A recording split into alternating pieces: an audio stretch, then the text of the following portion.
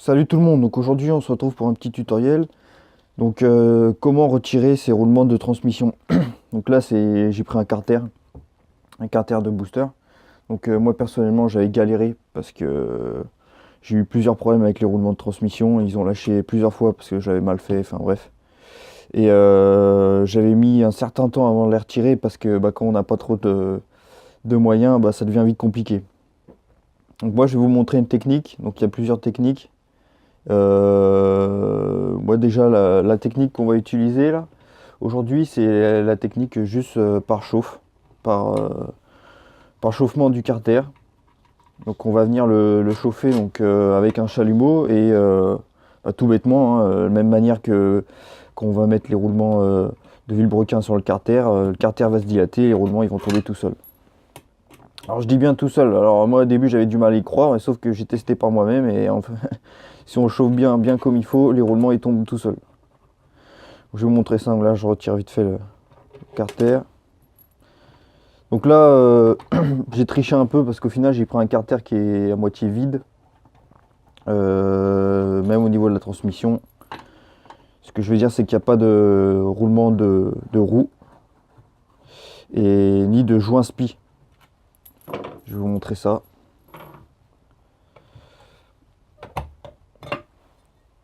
Voilà, donc là au final vous voyez il n'y a pas le joint spi ici et le roulement de roue juste derrière, je les avais retirés. Alors quand vous les chauffez, le souci c'est que forcément le joint spi il va en prendre un petit coup parce que on va chauffer quand même bien fort avec le chalumeau.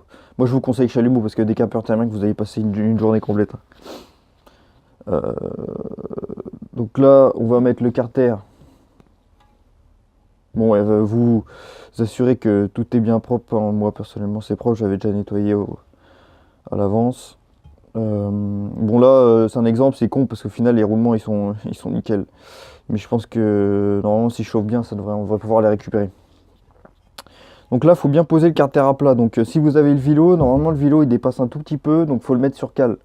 Parce que faut bien que le carter soit à l'horizontale pour que les roulements, il n'y ait pas de contrainte, ils puissent tomber d'eux-mêmes, quoi, de leur propre poids. Donc là on le pose à l'horizontale. On va le foutre là. C'est pas trop mal, c'est calé.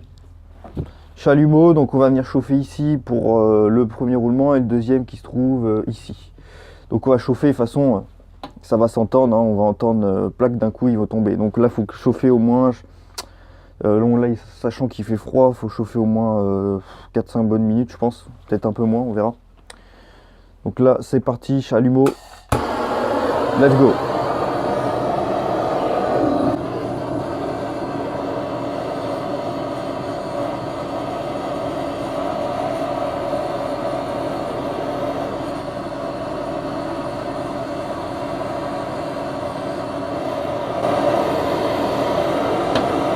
Premier roulement.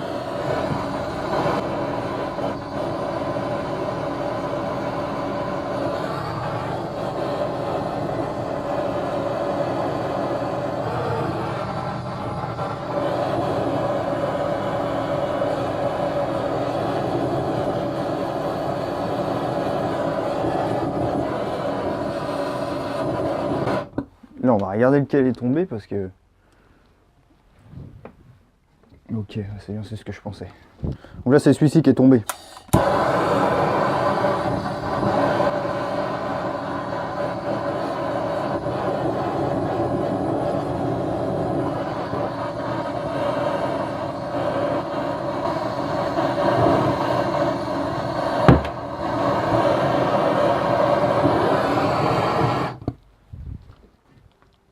N'hésitez pas, ouais, là vous voyez, j'ai donné un coup sec parce que là je voyais que je commençais un peu trop à chauffer pour le roulement. J'ai donné un coup sec, il est tombé tout seul. Là vous voyez, bon, le plus facile c'est celui-ci parce qu'au final il y a moins d'alu autour et puis l'autre c'est un peu plus compliqué. Bon là ça fume parce qu'il restait peut-être un peu d'huile, ouais, il doit rester un peu d'huile. Vous voyez, pas si compliqué que ça. Je me suis contenté de chauffer, il suffit d'un outil, un chalumeau et c'est terminé. Bon alors après, voilà, il faut faire attention. J'ai déjà précisé un peu, mais c'est de pas chauffer sur le roulement de roue, parce que là le carter est vraiment brûlant, mais un truc de taré, ni le joint spi. Donc C'est une technique comme une autre. Après, à savoir que la technique de mie de pain, moi j'ai testé, ça n'a pas fonctionné parce qu'au final, la mie que j'avais était trop humide, donc elle passait entre les billes du roulement. Ou sinon, il y a une autre technique qui fonctionne bien, donc la mieux étant l'extracteur de roulement par inertie, donc cage interne. C'est une espèce de petits, des petits crochets qui viennent se mettre à l'intérieur de la cage. On vient serrer, ça s'écarte et avec une masse sur une tige filetée, on vient taper, bref, par l'inertie ça sort. Sinon il y a le même principe qui fonctionne très bien lui aussi, c'est de venir mettre un point de soudure sur le roulement et la tige filetée et pareil avec une masse sur la tige filetée, bah, ça sort tout seul. Donc cette technique elle est pas mal, on peut l'utiliser, il faut juste faire attention, puis faire ça rapidement, ne pas niquer le carter. J'ai oublié de préciser aussi, mais pour remettre les roulements, c'est le même principe, hein. On vient chauffer le carter et on peut s'aider aussi en mettant les roulements au congélateur. Donc après on vient utiliser une petite pince pour prendre la cage interne du roulement. On les positionne bien et un grand coup sec jusqu'au fond. Et ils sont mis impeccables.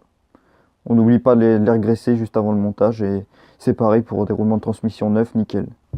Donc voilà, donc vous voyez, c'est pas si compliqué que ça au final. Ça c'est une technique, bon là ça fonctionne pour les roulements de transmission, mais ça fonctionne pour tous les autres roulements. Moi je l'ai déjà fait sur un carter de quad. Ça sort tout seul. Vous voyez là c'est relativement rapide. Bon là j'ai un peu galéré sur le deuxième, mais j'aurais dû peut-être taper avant. Un grand coup peut-être qu'il serait tombé parce que le carter était bien chaud. Enfin bref, donc voilà, c'était un petit tutoriel, donc petit comme ça, j'espère qu'il vous servira. Si jamais vous avez des questions et tout, n'hésitez pas dans les commentaires, j'y répondrai. Et puis bah je vous dis peut-être à la prochaine pour un prochain tuto. Allez, salut!